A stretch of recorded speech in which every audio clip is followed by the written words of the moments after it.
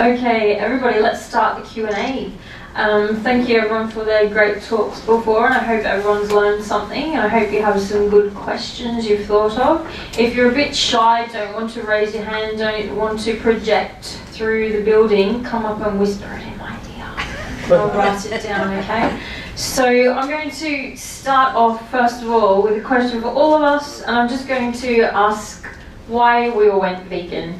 So I'll share my story first. When I first realised that I was about to eat someone that used to live, I was in year 10 at school, and we were about to consume a lamb's leg, so a leg of lamb.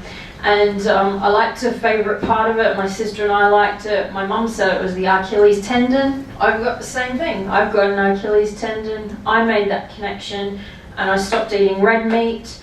Took me a couple of years to find out about veganism, and once I did, I learned the atrocities with the dairy industry, egg industry, and I became vegan. So that's almost 20 years in January. And Katrina, what about you? Claire's here now, being very encouraging at the front. I went vegetarian when I was 11, when I asked my mum what the beef burger was made of on my plate, and when I found out it was a cow, I said I'm not eating it. And then I made the connection, even at a young age, that fish fingers were made of fish, and chicken was an actual chicken. So I stopped eating, when I was 11, which was anyway, whatever. A long time ago. But then it wasn't until I started doing animal rights activism in around 1987, but no one told me about veganism. It wasn't actually until the mid-90s, so I've been vegan 20 years as well, that I found out about the dairy industry. A lovely school teacher on an animal rights demo, when I said to her, do you want a Marmite and cheese sandwich? It was back in the UK, and she said, oh no, I'm vegan. I saw it's vegetarian cheese, and I was very proud of myself. There was no animal running in it. And then she told me about the dairy industry, and I was like, are you kidding? I was shocked, and I immediately got this animal-free shopper from the Vegan Society in the UK, and I read through it, and I was just horrified at how we exploit animals in all these different products. I pretty much went vegan overnight. You just wanted to test me to see if it was right.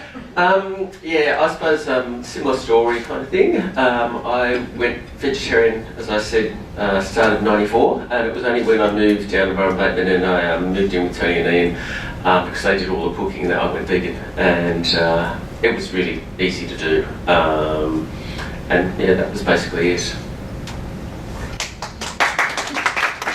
I mean, like everybody else, it's a progression, it's a journey, but the motivation for me was simply one of the things that motivated me to get into responsible investment, and that was simply bullying. Ever since I was a child, I've been anti-bullying. I was a sort of the idiot child who went up to the bully and tried to explain to them why they shouldn't. I just thought it was wrong. Yes, there was a journey of itself in that several times. But I've learned to defend myself and then other people, and then extended that into the business community, because businesses bully. And factory farming, if you want to make it a very simple explanation, it's a bullying process. It's done because profit's involved, and it's done because it can be done.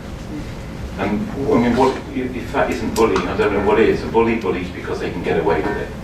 And I just don't like bullying, and so therefore I'm not going to be part of that system. So the two motivations that I had for not eating animals anymore, one was I didn't want to. Your body actually reproduces its own cells every 7 years, so you've got a whole new body every 7 years, and so you're constantly going through this process of using what you ingest to make new cells. And I didn't want to, you are what you eat, I didn't want to end up just having this death and suffering make up my body. And then the other aspect, which is the primary motivation, is karma. So I believe I'm a spiritual person, so then perhaps in the next lifetime, what I've done in this lifetime, maybe what I've contributed to, and what I've chosen not to do will probably matter. And I think there's a karmic relationship between what we eat and where it comes from, and if we're contributing towards that, then we're guilty of just knowing where that food comes from and not doing anything about it. I think is wrong. Also, Billy, while you're there, I know a lot of people ask you all the time about what plant foods are the best for bulking up and for putting on vegan muscle, or what are your favourite? Everyone's going to be asked. So there's plenty of plant-based foods. In fact, all protein comes from plants originally, so the animals that people eat are eating plant-based foods, protein essentially. So you're just cutting out the middleman and you're getting straight to the source. The best plant-based foods for protein are beans and legumes, the nuts and seeds and greens. It's really bioavailable, it's alkaline, not acidic, it's not inflammatory, and your body processes it really easily. And of course, if you need to supplement, then that's prime is obviously a prime example of if you need to introduce extra protein into your diet, you can do that easily now. And they're also the most nutritious foods, so they're not just protein, as I mentioned in my talk, they've also got a whole bunch of other nutrients in them as well.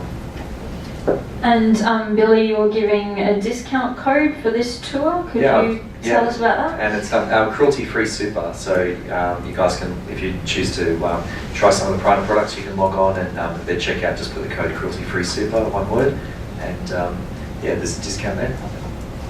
Thank you.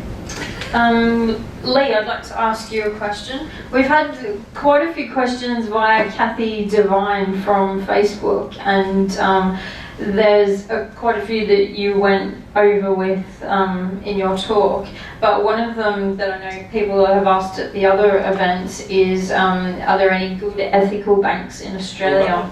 Yeah, that one. Having teased everybody, I then completely forget. Before I give the answer to that, I'll just briefly explain why the banking system needs to change. And it's a bit like what I was saying about owning shares. And this is a slightly rhetorical question, and I know no one's going to put their hand up. I'd be really surprised if anybody did actually. But has anybody walked in and opened a bank account and said to the bank, I'm going to start putting my money in here, I'm going to save my money in here, and here is a list of all the things I don't want you to do with my money? Very good idea.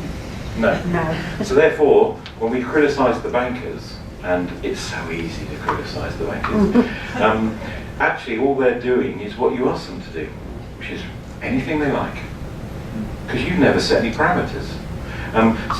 So I'm trying to get a cruelty-free bank in Australia. I'm working with Animals Australia, and there's a bank, used to be called Bank MECU, now it's called Bank Australia, and they have spent quite some time working with Animals Australia in Melbourne to work out how a policy might be developed. I've been trying to get them to sit down with Animals Australia for 4 years now, and they're doing it. And I can't guarantee we would end up with a vegan bank, but moving from where we are now, which is there isn't anything available at all, to something adopting basic cruelty-free, so no live exports, no factory farming financing with money, that's the first step. And if that happens, what we need is the vegan, animal welfare, animal activist community to support that bank. Because the last thing we want them to do is to go to the effort of launching and then people go, oh yeah, but it's much easier with my bank because they're just around the corner. So if it happens, it has to be supported, because it'll only ever happen once, it'll never happen again. Because the one thing that the financial services industry will work on is the fact that one of our brothers, one of our colleagues tried this, and we all saw what would happen. It didn't work, so no one will ever try again. So there is one. If I can get it off the ground, there will be one opportunity, and everybody has to support it. Bede, I'd like to ask, and I'm sure you get asked this a lot, what do you do with the chicken's eggs? Yes, and well, ducks and turkeys and geese also lay eggs, too. What do you do with all of the eggs? I don't obviously allow anyone to breed at the sanctuary because it defeats the purpose of having a sanctuary if you actually keep producing your own as well. So the eggs are collected morning and evenings, and I just cook them back up and then give them back to the expatriate hens just as a bit more as a source of calcium and stuff for them. Yeah, so because they're laying eggs, they're losing all those nutrients, so you're giving them back to them so they're getting the nutrients back. Yeah. And what do people normally say when you tell them that? Like, do they think that's odd, or? Oh yeah, they think I should be selling them and things like that. Yeah. Okay, thank you. So Katrina, you didn't really get to mention your great book in your talk, and I'd really love to know about why you wrote it. Can you share that?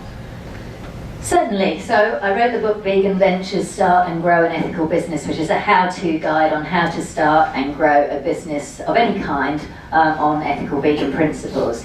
So it includes things like, how to set it up, a lot of marketing, a lot of PR, media, how to get into the media, because that's my background. But I also interviewed 65 owners of vegan-run businesses in the US, Canada, UK and Australia, including leigh-chantelle and Lee Coates. The criteria was they had to have been in business a minimum of 5 years, because in some ways it's kind of easier to start a business, but actually maintaining it is the tricky part. So I wanted people that had experience and that could share their expertise. So that's kind of weaved throughout the book, and that's what the feedback has been, that people really like that, because sometimes when you're starting a business, you may be in a little bit of a vacuum, and it's good to be inspired and as well as learn practical strategies, because obviously every business has a challenge. Whenever you start a new business, there will be challenges, but the aim was to really equip people to avoid as many of the pitfalls as possible from people that have gone before them. So it's the first book of its kind. I was kind of surprised. I had one of those, it was one of those 3 in the morning, you sit up bolt upright in bed thinking, oh, I've got a great idea, I'm going to do this, and I was all excited, and then the morning came and I only had like a couple of hours sleep, and I was like, oh, I bet someone's done that before, the Americans will have done it, and so of course, I looked and I was like, fuck, they haven't, that's unusual, and then I just thought, okay, I'm called to do it. It's just kind of one of those things. So I spent literally a year with little social life, just putting all these interviews together, putting the book together, and got it out. And now I do the podcast, which is an extension of it, because I really love interviewing people. Being a journalist, I've always loved interviewing people, and just getting that out there as a resource. That is excellent. Great. Claire's also in the book. Well, Claire yes, Mann sorry. in the audience to do. Does anyone have any questions they'd like to ask any particular audience? Lee, I'd like to know if you've got any advice for people if they were to inherit shares that aren't in an ethical business, the best thing to do? Well, there's no point having. Please. Sorry, I forgot. So there's no point having some form of, sort of ritual burning of them, because the shares won't cease to exist because you burn the certificates. It's really difficult. The short answer is you sell them. Someone will buy them. Now, in a way, that's sort of counterintuitive, because what you want to do is take them out of circulation. But say the only thing you can do is sell them. What you want to hope is the fact that you are early in the stage of selling, and there will be a long-term cascade effect that you're selling them for ethical reasons. Lots of other people want to get out, and so eventually the market for those shares will reduce and reduce. So you don't want to be the last one to sell. You want to be the first. So get out, and encourage everybody else to do the same. And you had a question? Yeah, and it sort of follows on from Bed's mention of the number of animal sanctuaries that were falling over. And, I've watched with interest Bed's Poultry Place, but also Edgar's Mission, which is not far from my brother's place at Kilmore. And just, how amazingly well that they've done. Why, what's the difference, do you think? What's the element that allows some animal sanctuaries to keep going?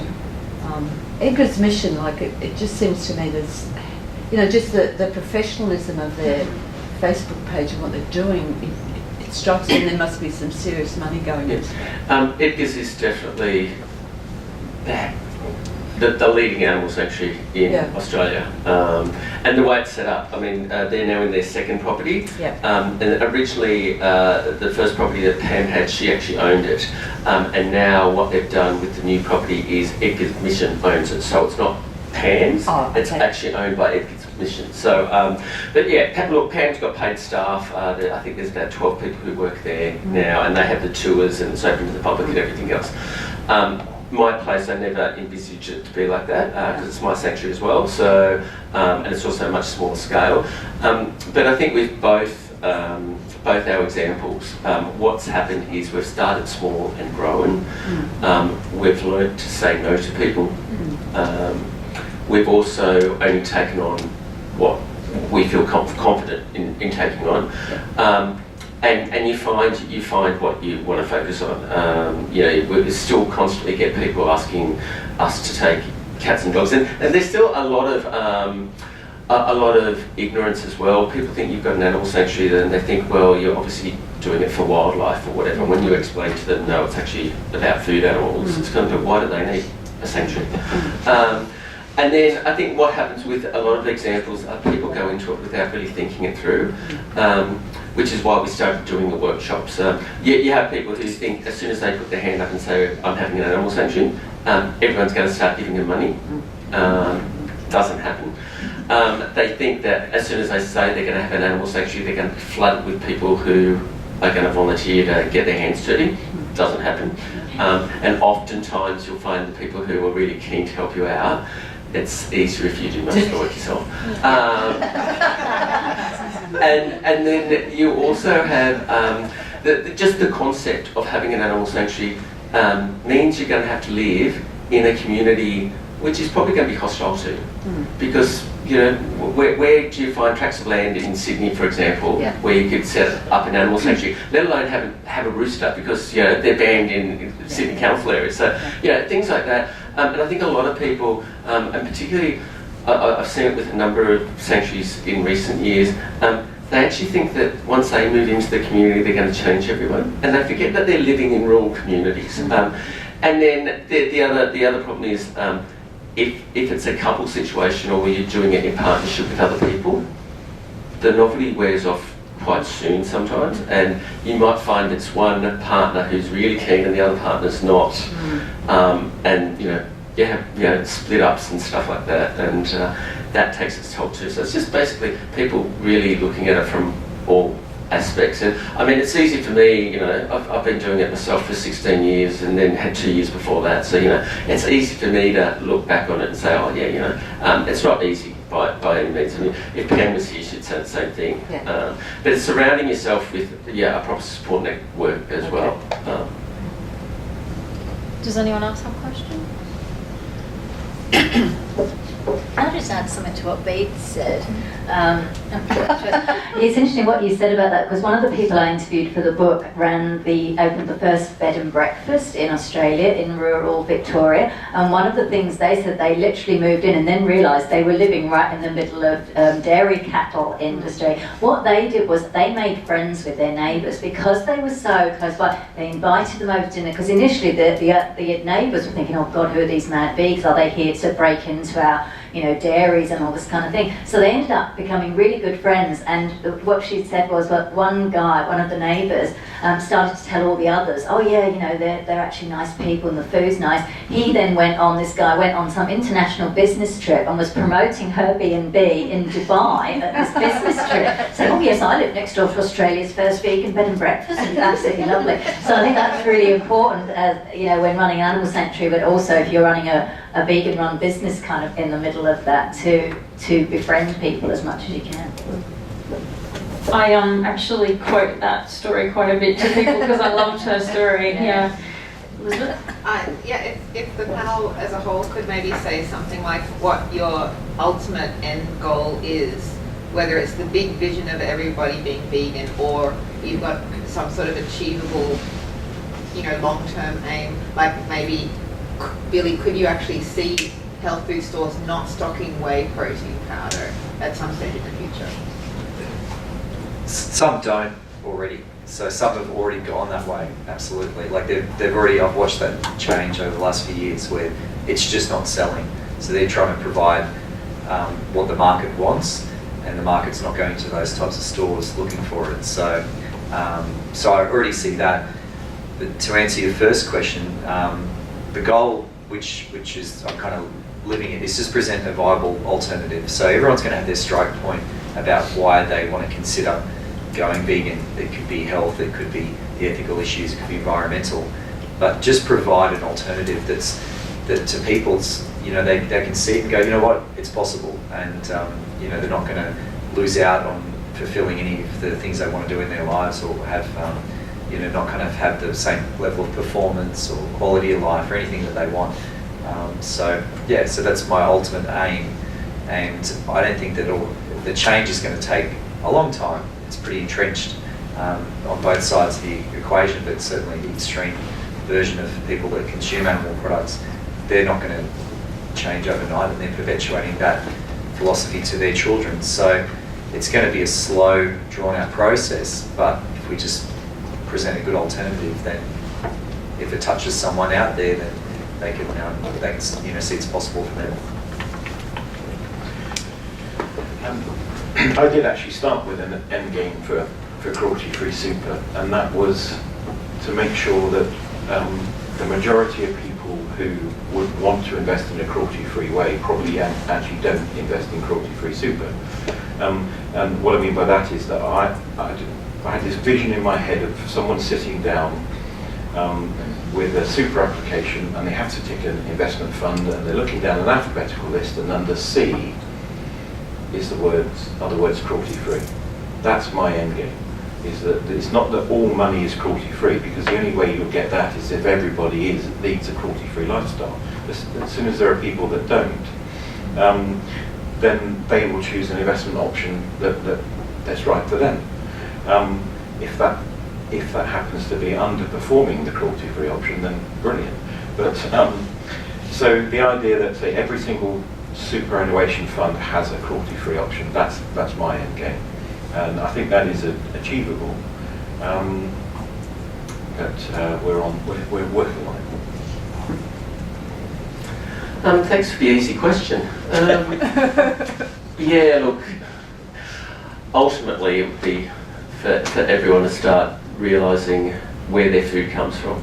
And given that there are so many alternatives now, I mean, like, it's changed a hell of a lot in the 20 years since I've stopped feeding animals. So, it's becoming more accessible, and I suppose just playing a part of that, like letting people, informing people about how their food is actually produced. People get horrified when they learn that, they're eating chickens that are only 5 weeks old.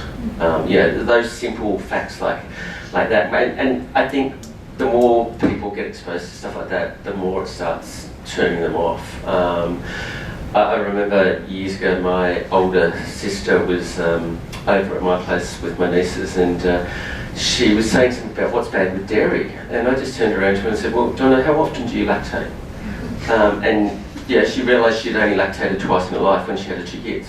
And then, just that little penny just dropped because she'd never thought of it. So I suppose it's just, making people aware of what's involved. I think that's the end goal probably in my lifetime that's going to, make a lasting impact. Yeah, mine is basically vegan world domination. I want to be able to, I say in the introduction to the book, I want to walk down the high street or go to the airport and every single business is run on ethical vegan principles, which also includes fair trade and as sustainable as possible. So obviously the three that Leigh mentioned, the people, animals and planet. And as I mentioned in my talk, I do think businesses play an important role. Bea just mentioned, the whole vegan food in particular. This whole plant-based protein, I mean, this is massive. When you've got people like Google's executive chairman saying it's the #1 trend, you've also got, and it's not exactly what you'd call vegan, but where they're taking it painlessly, apparently taking a cell from, say, a cow and creating meat from that. I know that's kind of controversial, and most of us wouldn't eat it, but I think we are moving in a direction where, which is unprecedented, where we really haven't been. So it's definitely a long-term goal, but I'm probably more hopeful about it happening now than I have been in 20 years being vegan. I guess for me, I try to just educate and be educated. That's always been my motto for most of my life. I went to an international primary school on Bougainville Island in Papua New Guinea for the first 10 years of my life, and our motto was live and learn, so I like that. And I think in regards to veganism, I changed a lot over the years, and I was full on when I first became vegan, because like I think someone said before, you know, when you first become vegan, I think you might have said it, Katrina, when you first become vegan, you want to tell everyone, here's the facts, you know, and they were the reasons I went vegan, because of the facts. And so once you tell someone that, you just assume they're going to be vegan too, because that's what you did. And that's really hard when you realise it doesn't really work like that.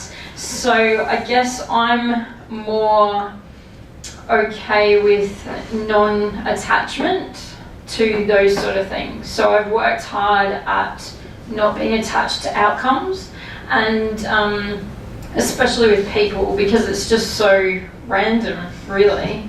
And you know, and I have a lot of friends who are vegan, but I also have a lot of friends who aren't vegan, and I think that's really important.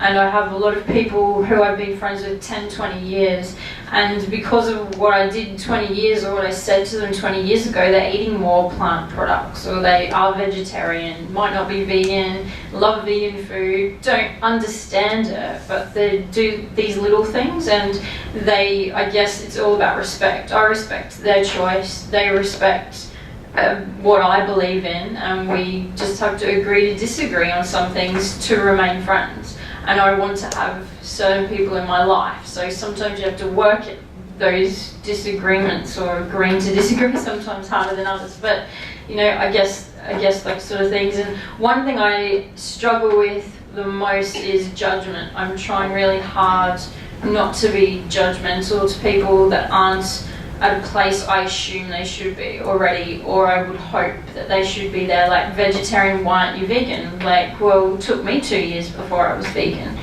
And then all this high carb, low fat stuff, and all the raw food stuff at the moment, like that is a hard one for me.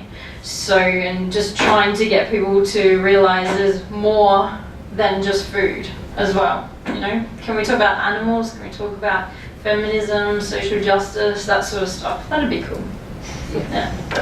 Yes? It's a question for everyone. It's probably, I was talking to Lee before around putting more money into super, so we get more cruelty-free money. And I guess tying into Katrina's work with businesses, is that when there's more funds available, then vegan ventures can expand and or sort of scale up. So I guess how do you see that connecting or accelerating? Yeah, well, that comes, I think, Katrina, you said about the capitalist system and people's view about it. One of the benefits of the good things about the capitalist system is the fact that the money will flow to the most profitable area. And as the idea of vegan businesses grows and money is spent in vegan areas, capitalist money will migrate there naturally. Anyway, and what you're saying, Elizabeth, about the shares, what I was trying to make with that is the fact that if you're selling shares that are more widely accepted as being shares in irresponsible companies, there are two outcomes. One, the company has to change to stop being so irresponsible, or its share value will drop to a level where people just don't want to hold it. And so, that's the way the money will work around the system. Money is very amoral. People are immoral, but money is amoral. But if every vegan put their money into cruelty-free super, would you have enough businesses to invest in?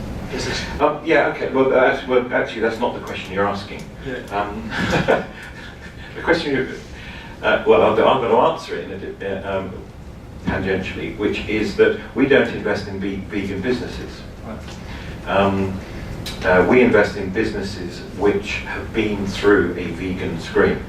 So So what you end up with is the majority of companies that we invest in are what I consider to be ethically neutral.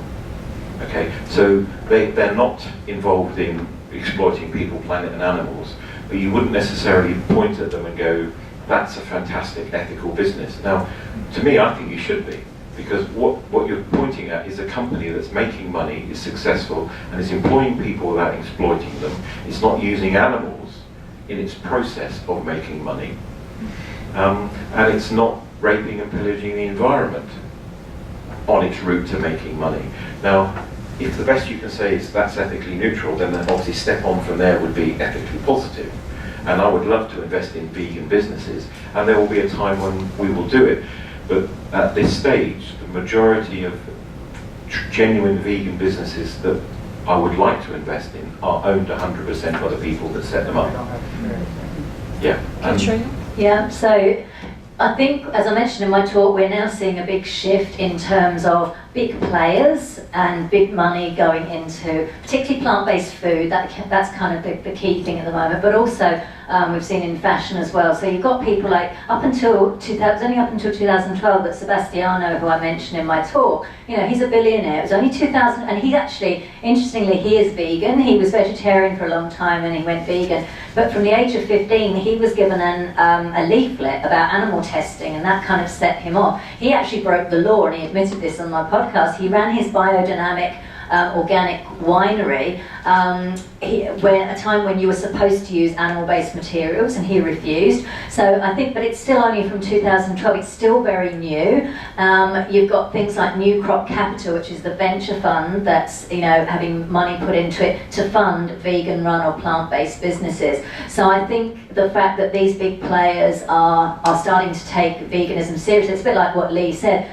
That's where the money's going to flow. And I think, unfortunately, with vegan businesses sometimes people set them up, and yes, they are mission-driven businesses, but you've also got to look at the bottom line, because people are not going to invest in your business unless it is profitable and making money. They're not just going to invest in it because it's a nice thing to do. And I do find, sometimes I have vegan business owners saying, oh, can you help me find investors and what have you? But they haven't really thought about, they haven't got a proper business plan, or they're not focusing on the money or the profit, because, and I've spoken to an investor in Melbourne who's keen to invest in vegan businesses, but unless you can show the profit margin, they're not going to. They'll probably go for something like an ethically neutral company over a vegan business. So I think that's something as vegans we have to get over, because veganism, it's a philosophy, and a lot of us come from it and start these businesses from an activist point of view because we want to make a difference in the world, but you've got to marry that with the commercial side of things. But on the positive side, yes, I think we're at the beginning of that now. I think New Crop Capital is the first of its kind, and there will be more and more of those as people start investing in this kind of technology. It's like as the category rises, it's like a tide that it lifts all boats. So because this is becoming popular, there'll be a knock-on effect for vegan business owners of all scales. And some will sink. Yes, and some will sink, it's very true, yeah. Shame. Is there anything you'd like to add to that, Billy, about ethics in business or financial sort of aspects? So my background professionally was I was a corporate banker, so I was exposed to dealing with business at a high level. So with your question before, and Leigh's answer, so basically when the businesses get at that scale that they can be publicly listed, then investment funds can flow into them, and that'll probably prop up the industry even further. So you'll probably see some consolidation at that point, or other companies coming in and bringing together brands and that connect in different ways and have synergies to probably create bigger global vegan brands. But I'm kind of with you as well in regards to the future is vegan as far as business goes, and I think that more and more businesses, as they try to look for an edge, are probably going to just have to adapt and just start having that point of difference. And I was just over in the States, and you've got retailers like Walmart that have got organic sections. You've even got Albertsons and these other lower end retailers that are just really just opening up their minds to vegan and organic and those sort of movements. So yeah, I think that they'll be pariahs if they don't. And the more that cruelty's exposed, the more that they're not going to want that bad press. So yeah, I think that's pointing all in the right direction. I'm just going to change the complete topic there and ask Peter a question. I just wanted to ask about roosters. Can two or more live together? Does that happen? Yeah. At my place, I've got a whole section of the sanctuary called Roosterville, which is where there are flocks of roosters. The biggest flock I've had has been 32, because they usually come as individuals or whatever. And I have a process that was developed by some women over in the United States. One of them, Patrice Jones, you might know because she wrote the book Aftershock, which deals with burnout and activist trauma, which is a must-read, I think, for everyone. But her and her partner, when they set up a sanctuary in the middle of chicken country in America, they started rescuing the roosters that are used in cockfights, because cockfights are still legal over in some states. And so they worked out, because she's a psychologist, they worked out how they could get the roosters to live together. And it's their techniques that I've adapted here and I've used to get, over the 16 years I've had a poultry place, there's been more than 400 odd roosters that have come through the gates. And that's 400 lives, because roosters are usually just done away with. There's a new sanctuary that started a few years ago down on the south coast of New South Wales called Disposable Heroes, which is a rooster sanctuary, and they've used the same techniques, and Pam's using the same techniques out here, because so it can be done, but most people just automatically think roosters don't get on with one another and don't live together. But you can. The problem is that, unfortunately most people complain about their noise, and that's why so many of them need a home. But when I was still living here in Sydney, I had the main train line, I had Canterbury Road, and I was under a flight path. I now have more than 100 roosters in residence at the moment, and I don't find that noise anywhere near as annoying as what I had when I was living here in Sydney. Yeah, understandable. Did anyone have any questions? Claire. Thank you. I've got sort of 3 questions. 2 of them are yes or no. So am I allowed? Okay. Okay. Are you in vegan athletes? Yes. In the book. Excellent. Lovely. I shall look you up and contact you. The second question is you're going to be next time. That's the goal. Yeah. Tiny question is, given that the banking system is a giant Ponzi scheme and the money doesn't really exist, if we were to create a cruelty-free bank, presumably that would be similarly on very different principles that would have some robustness. Well, it would still be part of the same. It would be a sort of an ethical Ponzi. Because the problem with the money system is it only exists because we believe in it. And in Victorian times, there were runs on banks when people decided that the bank didn't have enough money in it, and none of the banks have money. So you could have 2 banks next to each other, and if people believe that the money is safe in one bank, but it isn't in another, they'll do a run on the bank. We had that in the UK. There was nothing wrong with a building society called Bradford and Bingley until people thought, Bradford and Bingley, petite, ferret, and until stories started circulating that maybe it wasn't secure. And guess what? It wasn't secure because people then were queuing up to take their money out. Whilst I'm opposed to seal clubbing, I really had the granny clubbing was almost viable. You are making this happen. You're going down the queue saying, you are making this happen. There's nothing wrong with them. The fact that you are in there trying to be one person ahead of the one behind you, because you might be able to get the last bit out, you don't give a toss about the ones behind. It may be cross.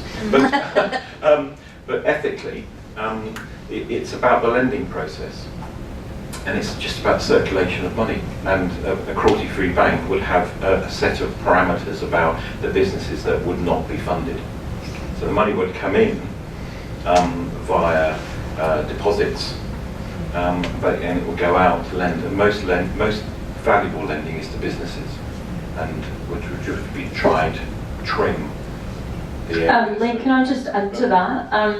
we've been speaking a lot about ethics in businesses and vegan businesses in particular. Can you share any of the vegan businesses who actually are with cruelty-free super as the default option?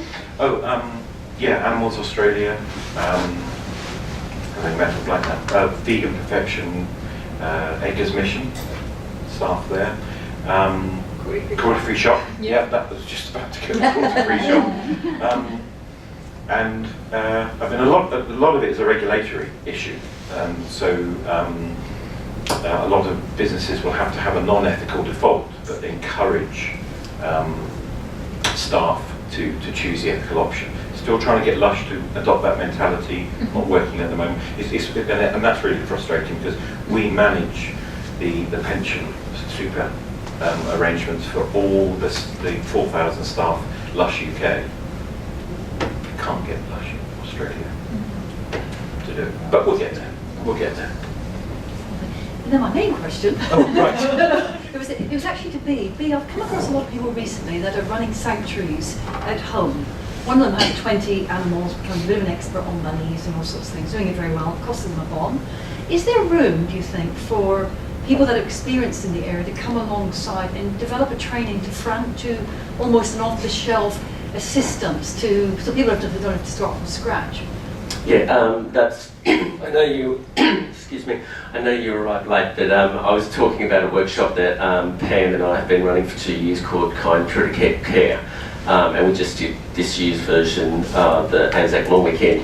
We developed that so we gave people a whole overview of our experiences. There's sections in there too about establishing as a corporation or whatever. The various people from Edgar's, we do it at Edgar's, and we talk about what can and can't work and stuff like that. So that does exist, and we're probably looking at expanding that in the years to come as well.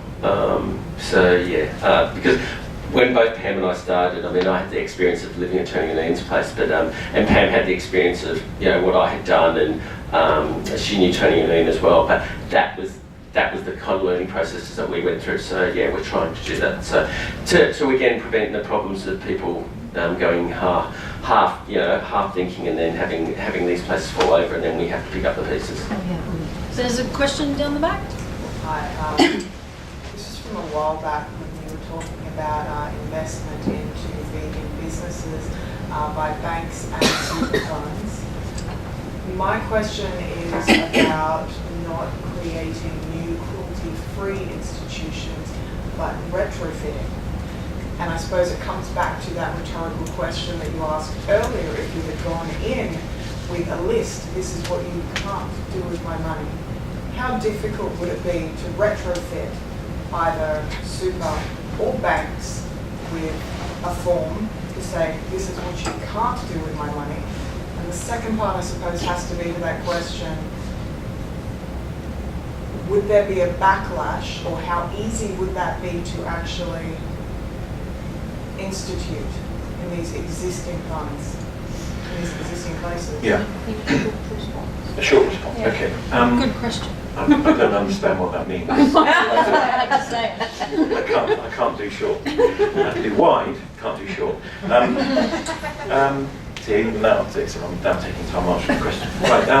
Theoretically, ANZ could announce, what are we, Saturday today? They could announce on Monday morning, ANZ's cruelty free. Just do it. Just as an option. Yeah, just do They it. could do it. Yeah, just do it. Nothing stopping them. And the way that they would. Demand then. Yeah, because no one is walking in and asking them to do it. Now, there's lots of people doing the fossil-free climate change thing. Now, close your bank account and move your bank account to a bank that does less fossil fuel investment. But theoretically, you do it overnight. Now, the problem I have with that is there's actually a moral dimension to that, which is that I don't think any bank should, and this is something I've discussed with Bank Australia, because I said that whilst only 10% of their lending is to companies, so therefore that's why I picked them, because I thought, well, 90% is to individuals, I only have to get them to tweak the 10%. I preempted what I thought would be a resistance from them, and I said, I wouldn't expect you to go overnight, because just imagine the impact of you announcing to some of your dairy farming customers, small businesses, small family businesses, that you wanted to foreclose on their mortgage, on their land, and you wanted to kick the kids out of the house. Now, ethically, as much as I don't want them in dairy, the idea of, you know, sort of the vegan Gestapo going in and destroying families. Get rid of the dairy business, but you don't have to destroy families to do it. So theoretically, yes. It wouldn't be destroying so much as providing another option. When we elect a super form, the super form is already so ridiculously complicated. Yeah. Is anybody else incredibly frustrated by having to fill out these things, particularly if you have more than one super fund, you gods. But we already have so many options about what we can do with our money. How much additional work would it be to have another box saying, you must only invest my money in cruelty-free options? Well, again, super fund could do the same thing overnight. Literally overnight, they could announce Vic Super or State Super, whatever. Could just say, we're going to have a cruelty-free option. When I was asked what was one of my goals, it was to see that cruelty-free on every application. And they can offer you a emerging markets fund, they can offer you a Venezuelan equity fund, they can offer you gold funds and ASX 100, ASX 300, European funds, cruelty-free fund, just as easy. But they would need the infrastructure to make sure that what they were offering they could meet. In other words, saying it's cruelty-free and then saying, well, I don't know what to invest in, we'll invest in anything. Oh, in fact, we had a vegan fund in Australia, in the UK. I had to call up the manager and say, you're investing in Thornton's chocolates. And she said, yep, it's fine, it's been through our ethical screen, it's not a problem. And I said, what do you think chocolate's made of? She said, well, it's cocoa. And I said, yeah, and her words were, shit, that's milk, isn't it? We're going to end on that note.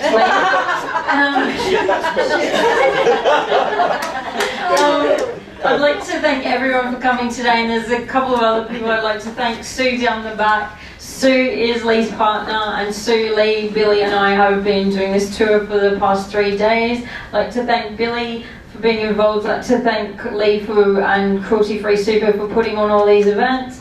Bede and Katrina for joining us today, all of you. And I'd also like to thank Kathy Devine at the back. She's been taking some photos today, and I'll share them later on in the week. And in case you don't know, Kathy has just launched Australian Vegans, a new journal or a new magazine, and Katrina and I and Claire, we all have articles in that, so make sure you support that. You can view it online free on issue, and then you can also buy the print book very shortly, and the print magazine very shortly.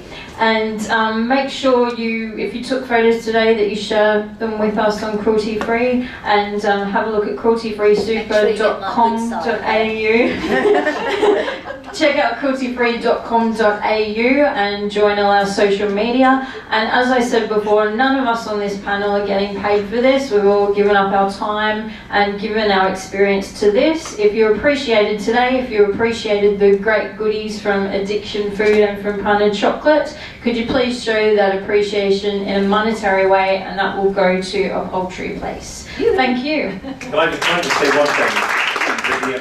No, don't spoil it. Chocolate was perfect. Go and have some more chocolate. But the one person that never gets the thanks is the person that always thanks everybody else. So can I just say thank you very much to leigh-chantelle. Thank you. Thank you.